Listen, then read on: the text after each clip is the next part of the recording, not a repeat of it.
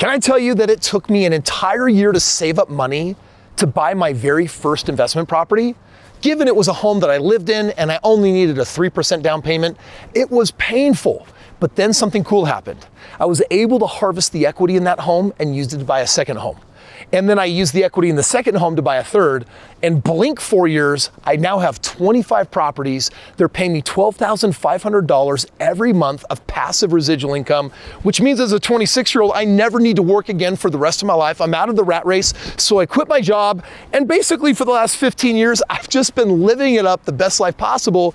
And today I buy a property every day without money, without credit, and there's a system and a guide that I use for doing this. And today, I'm gonna share with you step-by-step that 4-part system so you can copy me, do the same things, get the same things. One shot, now the future is yours, go! So if you're new to me, my name is Kris Krohn, and let me tell you what I specialize on in this channel. Before I started buying a whole bunch of businesses and getting into private equity and a lot of other financial spaces, it all started in the game of real estate.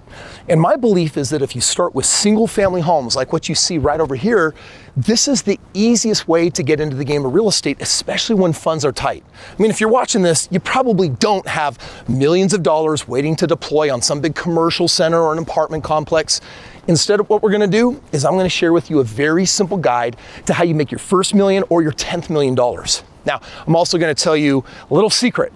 You're never gonna graduate from this strategy because of all the forms of real estate that I do out there. Guess which one consistently produces the highest ROI? ROI means return on investment. That means I put some money in and I get all this money back. And I'm telling you that I get more money back from this real estate strategy than any other strategy out there. So this guide is really for someone that's either a beginner or a savvy investor that says, I want to make as much money as possible. Today, I'm the teacher, thank you for the apple, and you are teacher's pet. And what I'm going to do in this short video is I'm going to give you the ultimate guide to purchasing investment properties. We're actually going to break it down to 4 things that you need to know to buy a home. And here's the first one right now. It's called qualifying for a loan. And what may I do for you?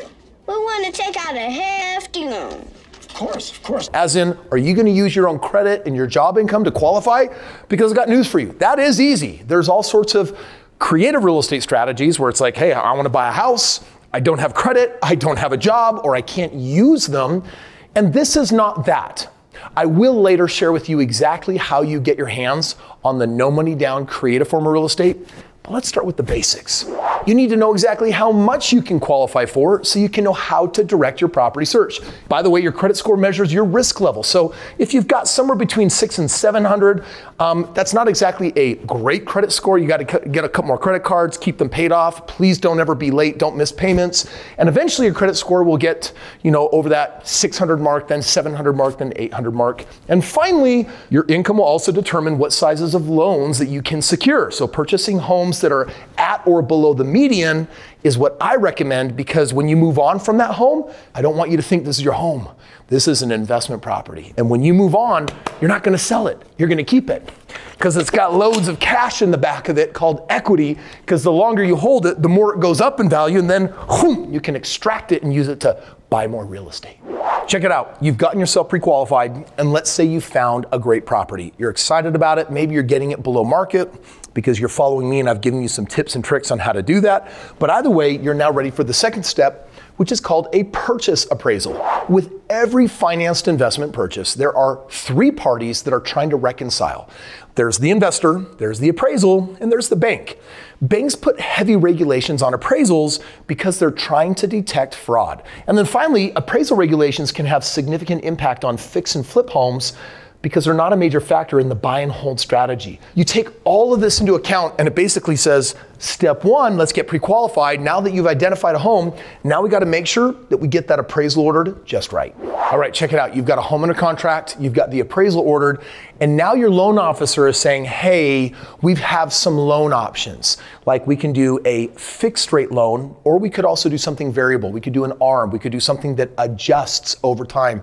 And it can be really confusing. It's like, shoot, they're like giving me all of these different loan options. Like, do I have a 30-year loan option? I heard there's a 15-year loan option. Kris, what should I do if I'm an investor trying to make money in the game of real estate? Well, This third one is called being profit conscious versus rate conscious.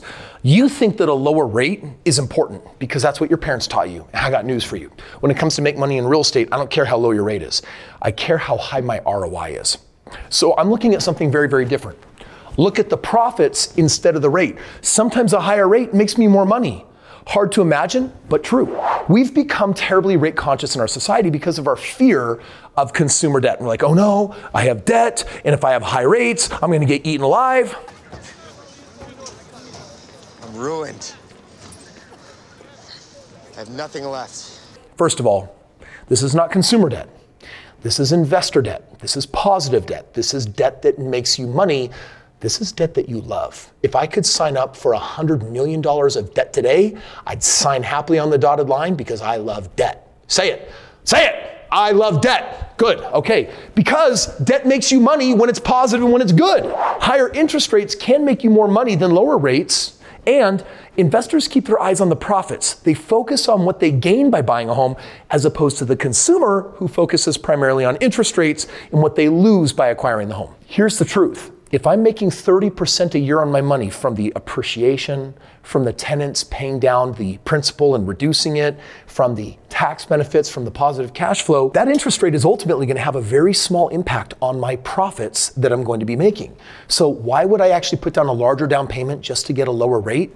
Well, the truth is, in many situations, I wouldn't. I would preserve my capital because I want to use it for my next deal, not this one. Remember, deals are infinite. Money is finite. And when money runs out, so does deal flow, which is why after this video, I'm going to give you some of my top hacks for how you get into no money down real estate. Now that stuff is cool.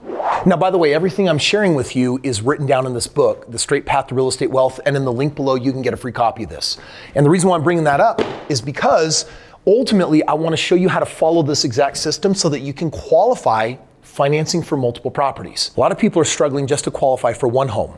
But in here, I give you a formula saying if you buy at the right price range, if you buy the right home, and if you buy it the right way, then 12 months later, you can go back to the bank and say, hey bank, I'd like to pull some money out of this to buy another one. And the bank will say, oh, you want 2 mortgages?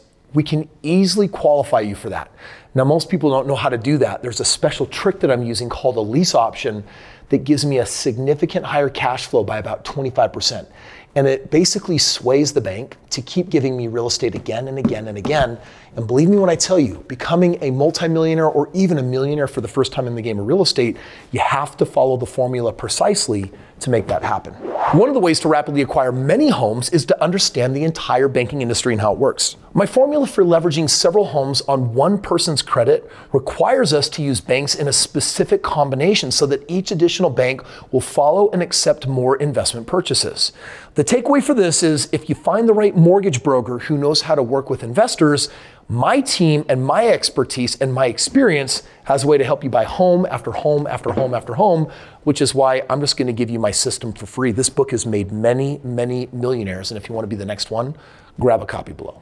Purchasing real estate for the first time definitely can be intimidating because it's a lot of new jargon, new language. It's a lot of new thoughts. It's like, what is a mortgage and why does it amortize? That's a new word, a certain way. These tips that I've shared with you today will help you get started on your real estate journey, but I got a lot more to show you because becoming wealthy through real estate has never been easier, and you have to have a system to do it because it's not about buying a house. Anyone can do that.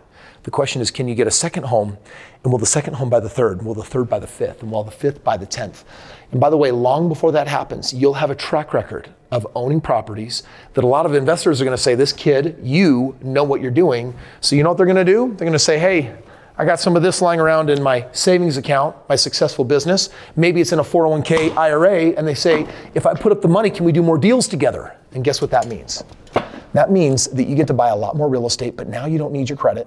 And now you don't need any more money, which means that the most important move is to not buy a home for you. It's to buy something investment grade that produces the highest ROI. How do you do that?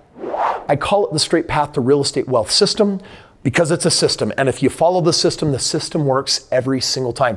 Even in our Biden economy, where we've cut interest rates super high, we've got inflation super high, actually this economy actually makes a lot more sense for making a lot more money. I'm making more money right now than I was certainly over the course of the last 10 years. And if you want to better understand that, then get the ultimate guide on how you do that. Click the link below, grab your copy of the book for free, cover the shipping on it. I'll give you the actual book at my cost for free.